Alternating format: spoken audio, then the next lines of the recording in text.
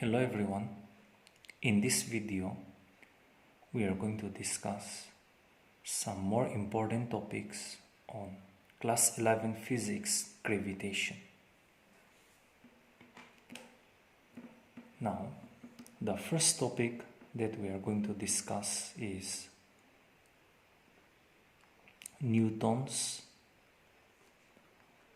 law of gravitation.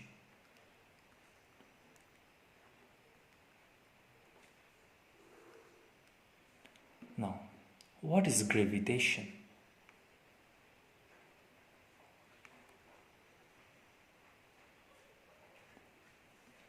Gravitation means the force of attraction that is present in between every two objects in this universe is known as gravitation, or we say gravitational force. The force of attraction present in between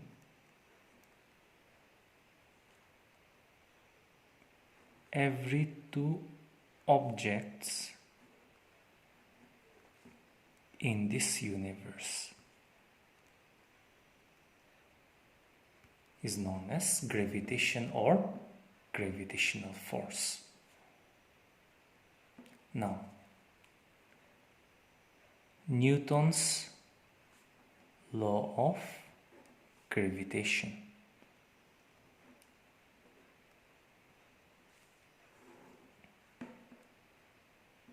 Consider two bodies of masses m1 and m2 such that the distance between their center is given by r. So this small r is the distance between the center of the two bodies. Now, Newton says that the force of attraction between these two objects is directly proportional to the product of their mass. Means F is directly proportional to the product of their mass. Means m1 into m2. So that means greater the mass of the body, greater will be the force. Smaller the mass of the body, smaller will be the force of attraction. So that is equation 1. Newton also says that the force of attraction that is present in between these two bodies is inversely proportional to the square of the distance between their centers. So F is inversely proportional to the square of the distance between their center. So R square. So F is inversely proportional to the square of the distance between their centers. That is equation 2. This is also called inverse square law. Greater the distance, lesser will be the force. Smaller the distance, greater will be the force. Now let us combine the two relations. So from equation 1 and equation 2 we have F is proportional to m1 m2 by r square. Or if we convert this proportionality to equals, we write a constant. So in this case, the constant is your capital G, where G is called universal gravitational constant. So G m1 m2 by r square, where G is called universal gravitational constant, and its value is fixed everywhere in this universe, which is found out to be 6.67 into 10 to the power minus 11 Newton meters square per kilogram square. So this is the force of attraction that is present in between every two objects in this universe. So this force of attraction, this force is also called central force, because the force of attraction that is present in between these two bodies acts along the line joining their centers. So the force is also known as the central force. Now let's see some of the properties of this gravitational force. The first property is gravitational force is a central force. So central force. Why? Because the force of attraction that is present in between the two bodies acts along the line joining their center. So the gravitational force is also called the central force. The second one,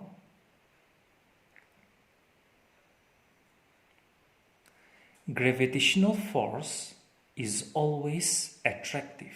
There is no force of repulsion in between the two objects. So attractive force. So gravitational force are always attractive in nature. Number 3, it does not depend upon the medium. So no medium is required. Now consider any two objects, okay, of masses m1 and m2, okay, separated by a certain distance apart. Suppose r, means r is the distance between their centers. Now you find the gravitational force of attraction between them in any medium, in air, in water, or in any medium. Okay. Now this force of gravitation will remain constant in any medium. Okay. Consider any two bodies of masses m1 and m2 and you find out their gravitational force in air. You take the same masses, keep them at the same distance apart, okay, and find out the gravitational force in any other medium like water. Then the value of F always remains the same. So no medium is required, or it is independent upon the medium. The fourth one, it's valid only for point masses. That means this gravitational force, which is F is equal to G m1 m2 by r square, can be applied only for point masses. Now if it is so, then we use this relation to find out the force of attraction between two heavenly bodies. Okay, and we know that the heavenly bodies like the earth, the moon, okay, or any other planets they are not point masses. So why do we apply this force over those heavenly bodies? The answer is, as you find out the force of attraction between those heavenly bodies, okay, just say the sun and the earth. Okay. Now, as the sun and the earth, they are present at a finitely large distance. Okay. they are separated by a finitely large distance. So, with respect to the Earth, or from the Earth, we see that the Sun is just a point mass or a point object. And on the Sun, okay, it will be observed that the Earth with respect to the Sun also becomes a point object. So with respect to each of them, the other becomes a point object. So, okay, that is why we can apply this Newton's law of gravitation over those heavenly objects, because with respect to each of them, the other becomes a point object. Now the fifth one is, okay, it is significant for heavenly bodies.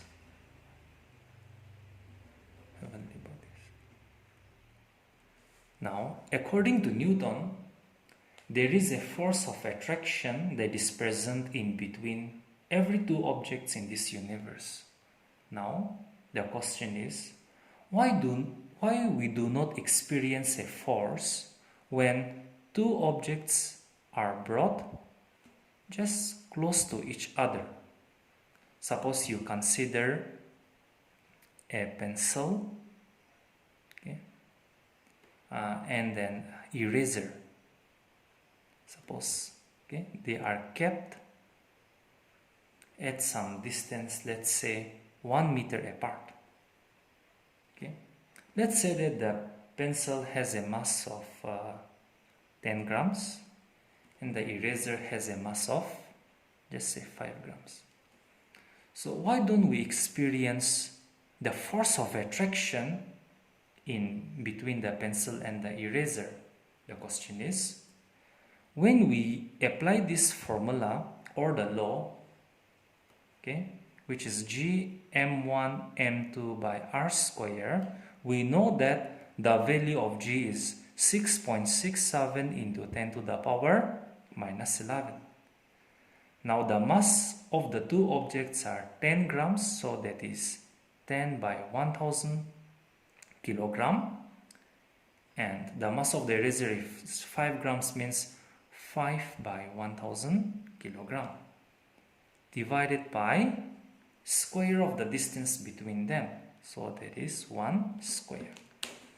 Now as we see this calculation, 6.67 into 10 to the power minus 11 into 10 by 100 can be rewritten as 10 to the power minus 2. 5 by 1000 can be rewritten as 5 into 10 to the power minus 3 divided by 1. So as we see this calculation, we will find that the value of force will be negligibly very small, that is almost tending to 0. We will see that it would be like 5 7 times is 35, 5 6 times is 30 33, 5 6 times is 30 33. 33.35 into 10 to the power minus 11 minus 2 minus 3 gives you minus 16.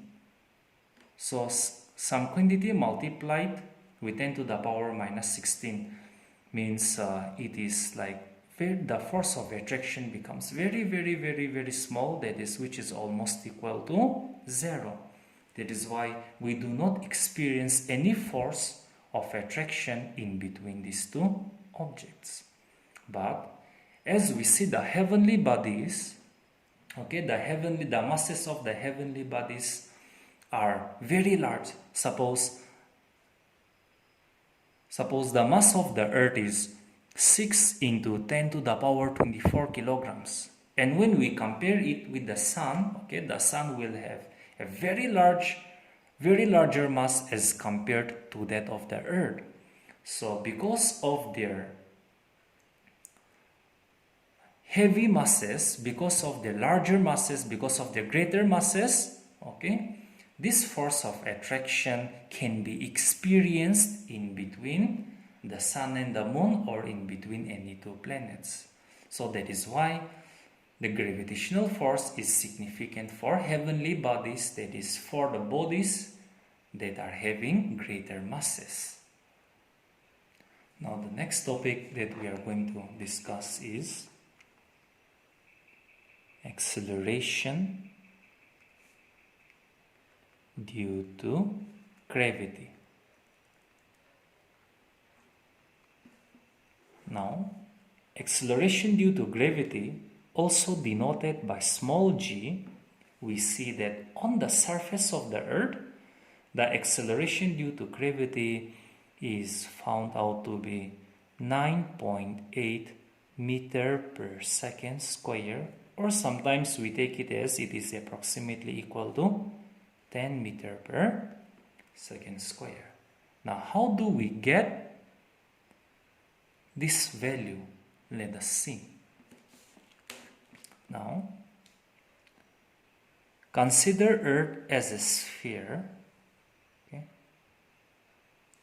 having a mass of capital M. We know that the Earth always attracts an object, okay, towards its center. Now, so the force with which the Earth pulls an object towards its center is also known as gravity. Now, let us consider that there is an object that is placed on the surface of the Earth, or maybe like at some height above the surface of the Earth. Suppose the object is placed on the top of the tower. Okay. Since the object is placed at the top of the tower, there is some distance in between the surface of the Earth and the object. Now let's say that the distance between the center, means the distance between the center of the Earth and the center of the object is given by small r. Let this object has a mass of small m. So mass of the object denoted by small m, which is placed at some height above the surface of the Earth. Say the object is placed at the top of the tower, or at the top of a building, or on the top of a tree, okay, anything. And here capital M is the mass of the Earth. Here r is the distance between their centers. Now, according to Newton, the force of attraction between the two objects F is given by G, product of their masses, means capital M into small m upon the square of the distance between their centers, that is r square. So according to Newton, this is the force with which the Earth is attracting the object towards its center. Now we also know that, okay, we have seen that again, the Earth always exerts a force on an object, okay, towards its center. Now, according to us, the force with which the Earth pulls an object towards its center is also known as the weight. So the weight of an object is given by mg. So this mg is the force with which the Earth pulls an object towards its center. Now, according to Newton, the Earth pulls an object towards its center with a force which is equal to this. According to us, the Earth pulls an object towards its center with a force equal to mg. That means this force mg must be equal to this force. So that means the force mg must be equal to the force which is g mm by r square. Now we can cancel out this m and m from both sides. So we observe that this small g is now equal to gm capital M by r square. Now, what happens if this object is placed on the surface of the earth? Okay, in that case, the distance between the center of the two objects will be the radius of the earth itself. That is capital R. We have denoted it. So in that case, if an object lies on the surface of the earth, then in that case, the distance between their centers will be now equal to the radius of the earth. So our relation becomes G is equal to Gm by small r will be replaced by capital R, so it will become capital R square. Now this is the required relation for the acceleration due to gravity on the surface of the earth. So knowing the value of this capital G, which is universal gravitational constant, knowing the mass of the earth, and knowing the radius of the earth, the value of G can be calculated, and it is observed to be 9.8 meter per second square, or which is also approximately equal to 10 meters per second square. Now here in this above relation, we also see that G is inversely proportional to R square. So G is inversely proportional to R square. So this can be also called as inverse square law. That means larger the distance, smaller the value of G. And smaller the distance, larger the value of G becomes. Okay? So if an object goes away, okay, far away from the surface of the earth, then the value of G decreases. As the object comes towards, okay, the earth, the value of G increases. And the value of G will be maximum when the object is on the surface of the earth.